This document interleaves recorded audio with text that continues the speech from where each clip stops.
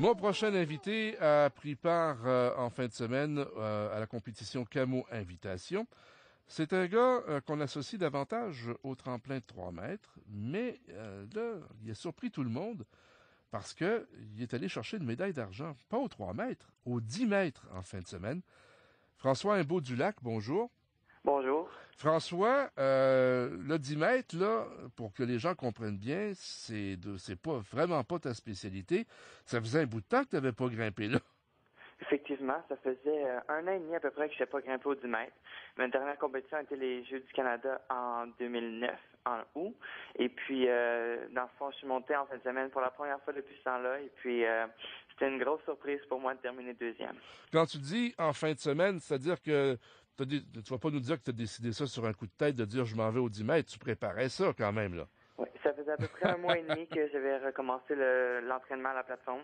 Et puis, c'est sûr que 1 mois et demi, c'est pas beaucoup, mais je pense que les énergies que j'ai données là-dessus, qui étaient beaucoup moins que sur le 3 mètres, ont été quand même assez fructueux. Et puis, c'est pour ça que j'ai réussi à faire une belle performance dimanche. Ben écoute, une médaille d'argent, tout le monde parle d'une médaille surprise. Est-ce que toi aussi, tu es surpris de ce résultat-là?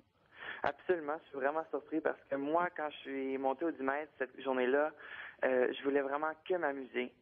Alors, je ne m'attendais pas du tout à gagner une médaille, mais je pense qu'on peut prouver que c'est en s'amusant qu'on peut obtenir d'excellents résultats aussi. Tu as été devancé par un Chinois et tu as Absolument. fini devant un autre Canadien, Fraser McKean, qui lui est quand même un habitué de la spécialité. Je me demande ce que ça fait dans sa tête à ce gars-là quand il s'aperçoit qu'un gars qui décide il y a 1 mois et demi de retourner retourner au 10 mètres juste pour s'amuser puis qui finit une place devant lui dans une compétition officielle, ça doit être assez spécial aussi. C'est sûr que ça doit être un petit peu décevant, mais je pense pas que c'est très représentatif parce que justement moi je suis monté et puis j'ai fait une excellente performance tandis que lui il a fait quelques petites erreurs qu'on le sait qu'il est capable de faire beaucoup mieux que ça. Puis tu as fait ça au moment où ça comptait le plus parce que au moment des qualifications, t'étais huitième, puis huitième de passer de huitième à deuxième, on voit pas ça tous les jours en plongeon là. Ça, c'est sûr. En préliminaire, ça a été un petit peu moins bien parce que j'étais assez nerveux. Ça faisait très longtemps. J'avais peur de faire une petite erreur pour justement me blesser ou quelque chose comme ça. Mais en finale, justement, on a décidé de changer un plongeon pour un coefficient un petit peu plus petit, mais justement pour me mettre un petit peu plus à l'aise. Alors, quand je suis arrivé sur le 10 mètres sur ce plongeon-là, je me suis tellement senti bien, tellement à l'aise, puis je voulais juste m'amuser. Puis c'est ça qui a fait la différence. Il y a des gens qui pensent que du plongeon, c'est du plongeon, mais il y a quand même, que de le dire, la marche est haute entre le 3 et le 10 mètres. La principale différence pour toi, l'athlète, elle se situe où? La principale différence, c'est vraiment l'impact à l'eau. Moi, j'ai des petits problèmes au cou, j'ai quelques petites douleurs, et puis c'est sûr qu'au 3 mètres, lorsqu'on arrive un petit peu moins à la verticale, ça fait vraiment moins mal. Tandis qu'au 10 mètres, on a beaucoup moins d'espace pour justement enlever la douleur, choses comme ça. Alors, si tu arrives ne serait-ce qu'une ligne à court de verticale ou passer la verticale, c'est là que ça peut être dangereux pour justement les blessures. Mais si tu avais peur de te faire mal, tu serais pas en haut, hein? Absolument pas. Mais c'est sûr qu'en finale, justement, j'ai un petit doute, alors c'est pour ça qu'on a changé le deuxième plongeon. Est-ce que ça te donne des envies, ça, pour la suite des choses? Je pense à commencer par les championnats canadiens, parce que là, tu dis, bon, je suis monté pour le fun, mais là, avec un résultat comme ça, il y a tes coachs qui vont dire, ben là, on va s'y mettre sérieusement. C'est une très bonne question. Je dirais que je vais tout donner mon énergie, par exemple, au tremplin de 3 mètres, parce que c'est là que je peux vraiment performer le mieux sur la scène internationale.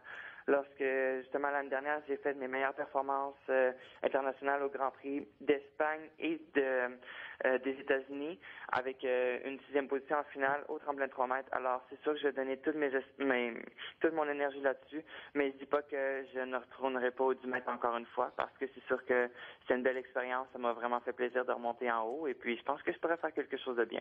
Tu es également membre, François, de l'équipe du Rouge et Or de l'Université Laval. Ça fait en sorte que tu as plusieurs occasions de participer à des compétitions. Tu te retrouves au bout d'un tremplin et en piscine combien de fois par semaine? Je m'entraîne 5 jours par semaine. Environ, je dirais, je m'entraîne sur le tremplin 8 entraînements par semaine, ce qui est quand même assez beaucoup. C'est sûr que c'est un petit peu différent de comment je m'entraînais ici à Montréal, parce que j'ai changé justement en septembre. J'ai déménagé à Québec. Mais c'est sûr que l'entraînement est quand même si je m'entraîne un petit peu moins, l'entraînement est assez fort. Et puis, ça va être comme ça jusqu'à ma prochaine compétition au championnat canadien. Tu viens tout juste d'avoir 20 ans. Tu pratiques le sport de plongeon depuis quel âge? Depuis combien de temps? J'ai commencé le plongeon à peu près vers 10 ans. Donc, ça fait un bon 10 ans que je plonge. Déjà 10 ans, comme on dit, déjà 10 ans d'expérience derrière la cravate. Des résultats comme celui de la fin de semaine, ça fait quoi pour ta confiance? Aux 3 mètres, c'est sûr que j'étais un petit peu déçu. Mm-hmm. Je dirais que je vais donner les bouchées doubles. Je vais vraiment me forcer énormément pour les championnats canadiens qui sont en février, la première fin de semaine de février. Et c'est sûr que pour au tremplin, à la plateforme de 10 mètres, ben ça fait un petit velours. Au moins, on voit que les efforts que j'ai donnés ont été récompensants. Ça a été quoi la réaction de tes coéquipiers quand ils ont vu les résultats que tu obtenais en fin de semaine là-dessus? Ben, aux 3 mètres, c'est sûr que je pense qu'il y avait beaucoup de gens qui s'attendaient un peu de mieux de ma part. Cependant, on s'entend qu'on est au début de la saison. C'est sûr que des résultats un petit peu moins bien, c'est tout à fait normal. On change beaucoup de choses. Tandis que à la tour, c'était la surprise, puisqu'il y avait beaucoup d'excellents plongeurs canadiens qui étaient justement potentiels aux médailles. Pensons à Marc Sabourin-Germain, à Matthew Fife, qui sont d'excellents plongeurs, qui sont spécialistes à la plateforme de 10 mètres. Alors, c'est sûr que c'était un petit peu surprenant pour tout le monde.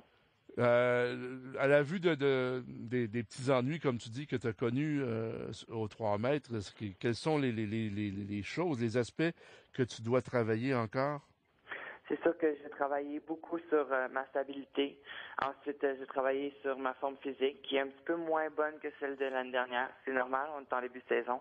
Mais aussi, je vais essayer d'augmenter mes coefficients de difficulté pour justement être un calibre un petit peu plus à celui de Ruben Ross ou d'Alexandre Paty. Et aussi, j'ai travaillé mes entrées à l'eau. Qu'est-ce que tu as comme compétition avant les championnats canadiens? Les championnats canadiens, on sait que c'est au mois de février, là, mais d'ici là, est-ce qu'il y a d'autres rendez-vous pour toi?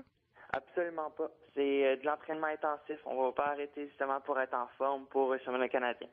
Ben écoute, on va te souhaiter la meilleure des chances et puis bravo pour un truc qui a eu l'air improvisé, c'est très réussi. Merci beaucoup. Et puis on te souhaite de passer de bonnes fêtes. Puis moi, je serais très curieux de voir ce que tu pourrais sortir comme ça, peut-être un autre lapin de ton chapeau au championnat canadien au 10 mètres, pourquoi pas? Pourquoi pas, c'est sûr. Alors merci, je vous souhaite bonne fête à vous aussi. Bye bye. Parfait, au revoir. Vous écoutez Sport Extra à la fréquence 96 sur Sirius, branché sur le sport, avec une équipe d'animateurs et de chroniqueurs expérimentés. Toute l'actualité sportive sur Sport Extra, une chaîne satellite de Radio-Canada.